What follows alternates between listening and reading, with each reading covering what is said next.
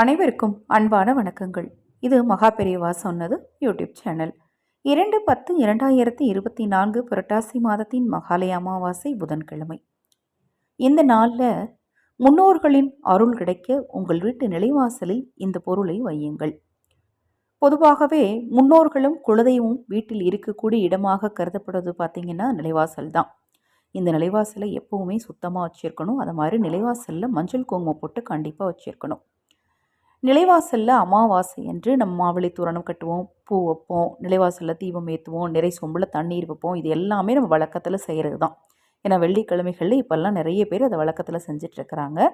இதையெல்லாம் தவறாமல் செய்யும் போது இந்த ஒரு விஷயத்தையும் செய்யணும். அதாவது முதல்ல மாவிளை கட்டிடுங்க, நிலைவாசலில் ஒரு சொம்பில் தண்ணீர் வைக்கணும், நிலைவாசலுக்கு மஞ்சள் குங்குமம் போட்டு வைக்கணும், நிலைவாசலில் கண்டிப்பாக தீபம் ஏற்றணும். அதோடு சேர்த்து தர்பை புல் எல்லா நாட்டு மருந்து கடைகள்லையும் கிடைக்கும்.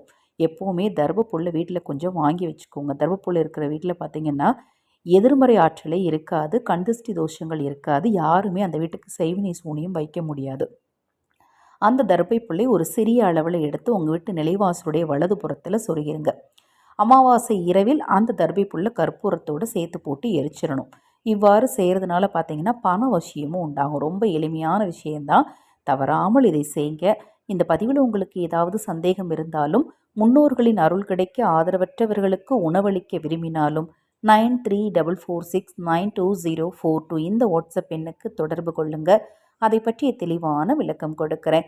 ஹரஹர சங்கர ஜெய ஜெயசங்கர, ஹரஹர சங்கர ஜெய ஜெயசங்கர. மகா பெரியவா திருவடிப்பாதம் சரணம் சரணம்.